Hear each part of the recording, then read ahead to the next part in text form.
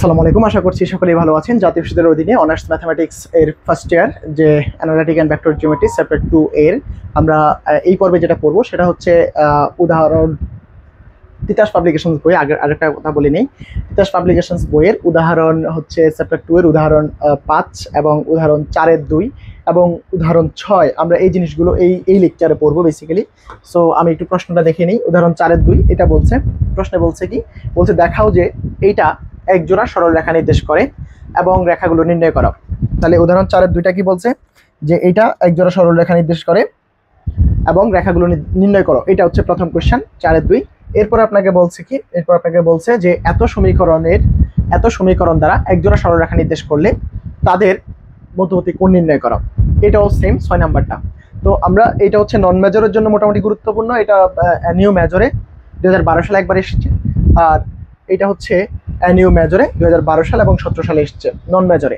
ঠিক আছে, সো এই ক্লাসটা নন মেজরদের জন্য বেশি গুরুত্বপূর্ণ। প্রশ্ন হচ্ছে দেখাও যে এই সমীকরণটা একজোড়া সরল রেখা নির্দেশ করে, ওই সরল রেখাগুলো নির্ণয় করো। তাহলে সরল রেখা নির্দেশ করে এটা দেখানোর জন্য আমরা এটাকে 1 নং দিব। প্রদত্ত সমীকরণকে 1 নংকে a x square plus 2hxy plus by square plus 2gx plus 2fy plus c equals to 0 এর সাথে তুলনা করে পাই কি পাই, a equals to 12, b equals to -12, c equals to -1 এবং g ইকুয়ালস টু হচ্ছে -6, f ইকুয়ালস টু হচ্ছে 7/2 এবং h equals to হচ্ছে আমার 7/2। আশা করছি এইটুকু ব্যাপার ক্লিয়ারলি আপনারা বুঝছেন। কিভাবে এসেছি নিশ্চয়ই আপনারা এটা জানেন। তো এখন আমরা 1 নং এর নিশ্চায়ক del equals to abc plus 2gfh তারপর হচ্ছে minus af square minus bg square plus minus ch square. হ্যাঁ, এইটার ভ্যালু আমরা বের করব। এখানে মানগুলো বসিয়ে দেব, বসিয়ে দেন, মানগুলো বসিয়ে দিয়ে রেজাল্ট পাচ্ছি হচ্ছে 0। ঠিক আছে, এগুলো মান আপনারা এখান থেকে বসায় দেন, বসায় দিয়ে ক্যালকুলেশন করেন, ক্যালকুলেশন করলে রেজাল্ট আসবে 0 এই মানটা। তো এটা যেহেতু 0 আসছে তাহলে আমরা কি বুঝবো, অর্থাৎ 1 নং দ্বারা এক জোড়া সরল রেখা নির্দেশ করে।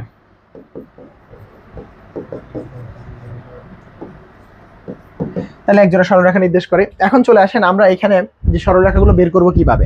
সরল রেখাগুলো বের করার জন্য আমরা যেটা করব, আমরা এই সমীকরণটাকে x এর দ্বিঘাত হিসেবে কল্পনা করব। কার দ্বিঘাত? x এর দ্বিঘাত। তাহলে এইটা কোথা থেকে আসছে, এটার সলিউশনটা আমরা হচ্ছে থিওরাম 5 এ পড়েছি। থিওরাম 5 এর যে দ্বিতীয় পার্টটা, আই থিংক আমি আপনাদেরকে বুঝাতে পারছি কোনটার কথা বলছি। আমি একটু দেখিয়ে দিই। সরি, থিওরাম 5 না, আমরা পড়েছি হচ্ছে এটা থিওরাম 2 তে। থিওরাম 2 এ আমরা বিকল্প যে সলিউশনটা দেখেছি, এই যে থিওরাম 2 তে আমরা বিকল্প যে সলিউশনটা দেখেছি, এই কথাটা আমি তখন বলছি বারবার, আপনারা একটু ভালো করে দেখবেন। তো এই থিওরাম 2 এর এই যে এই পার্টটা দিয়ে আমরা আসলে এটা সলিউশনটা বের করব। ঠিক আছে, সো এটা হচ্ছে কথা, আমরা এটা সলিউশনটা এই পার্টটা দিয়ে করব।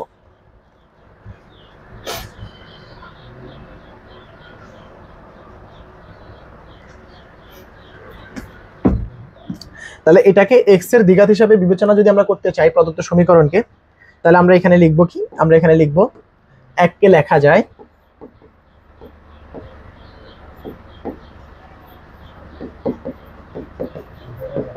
লেখা যায় 12x স্কোয়ার। x যুক্ত পদ যেখানে যেখানে আছে আমরা xটা কমন নিব সেখান থেকে। তাহলে x কমন নিলে এখানে থাকে হচ্ছে 7y, এখান থেকে x কমন নিলে থাকে হচ্ছে -1, আর বাকি যেটা থাকে সেটা পুরোটা ধ্রুবক হিসেবে বিবেচনা করব। -12y স্কোয়ার প্লাস 7y, তারপর হচ্ছে আমাদের কি -1 ইকুয়ালস টু 0। 4 এর 2 নম্বর প্রশ্নের উত্তর এটা। সো আমি এইটুকু ব্যাপার আশা করছি আপনাদেরকে বুঝাইতে পারছি বা আপনারা এইটুকু বুঝছেন। ঠিক আছে, তো এখন এই যে এটাকে যদি আমি x এর একটা দ্বিঘাত বিবেচনা করি, দ্বিঘাত সমীকরণ বিবেচনা করি, তাহলে এটার নিশ্চয়ক কি হবে, তাহলে এটার নিশ্চয়কটা কি আমরা একটু দেখি। তো সুতরাং নিশ্চয়ক বলতে আমরা এটার x এর ভ্যালুটা সরাসরি লিখি, x = -b plus minus root over b square minus 4ac। So এটা হচ্ছে -b মানে হচ্ছে এটা হচ্ছে b, x এর সহগটা b, ওই যে a x square plus bx plus c = 0, এই আকৃতির সমীকরণ এটা। সো এই হচ্ছে 12, রাইট? তো -b হচ্ছে কি x এর সহগটা 7y - 1, আর দিক হচ্ছে plus minus root over b square minus 4ac। তাহলে এই যে এটা 7y - 1 এর উপর square minus 4 into a into c, তাহলে a হচ্ছে 12, c হচ্ছে 12y স্কয়ার প্লাস 7y - 1। আশা করছি এটা বুঝছেন। নিচে হচ্ছে 2 into a, 2 into 1 2 12। Okay, so এই কাজটা আমরা করেছি। এবার দেখেন এখান থেকে আমরা এই যে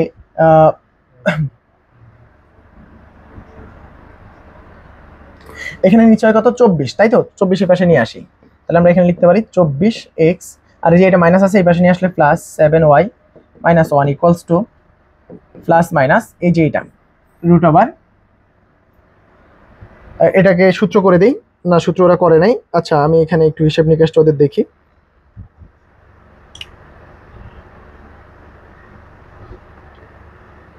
আচ্ছা এটা সূত্র করা লাগবে আর কি, সূত্র করার তো বিকল্প নেই। এখানে হচ্ছে 49y square minus 14y plus 1, sorry হ্যাঁ এটা প্লাস 1, এরপরে মাইনাস 4 12 কত 48 into 12y square plus 7y - 1। এবার দেখেন আপনি এটাকে যদি একটু সিম্পলিফাই করেন, যেটা হয় সেটা হচ্ছে প্লাস মাইনাস রুট ওভার, এটাকে সিম্পলিফাই করবেন আর কি, যোগ বিয়োগ করে। যে এখানে 49y স্কয়ার, এখানে 48 গুণ 4 যোগ বিয়োগ করলে যা হয় সেটা আপনারা একটু লিখবেন। এখানে হচ্ছে হয় যে 600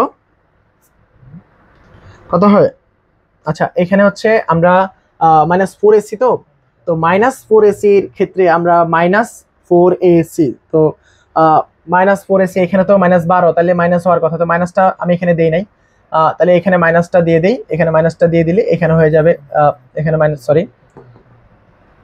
তাহলে এখান থেকে মাইনাস, যেহেতু আমরা এখানে দেই নাই তো মাইনাসটা আমি কমন নিলাম, ধরো প্লাস, তাহলে এখানে মাইনাসটা চলে গেছে, তাহলে এখানে হয়ে যাবে এটা, আর এখানে হয়ে যাবে প্লাস। আই থিঙ্ক বুঝতে পারছি। সো আমার এখানেও চেঞ্জ আসবে, এখানে আমার এটা হবে মাইনাস এবং এটা হবে প্লাস। আশা করছি আপনি বুঝাইতে পারছি। সো এটা হিসাব নিকাশ যদি করেন আপনি, সরি এখানে প্লাস হয়ে যাবে তখন, এই যে এখানে প্লাস। সো এবার আপনি এটাকে হিসাব নিকাশ করলে যেটা আসে, ক্যালকুলেশন করলে 625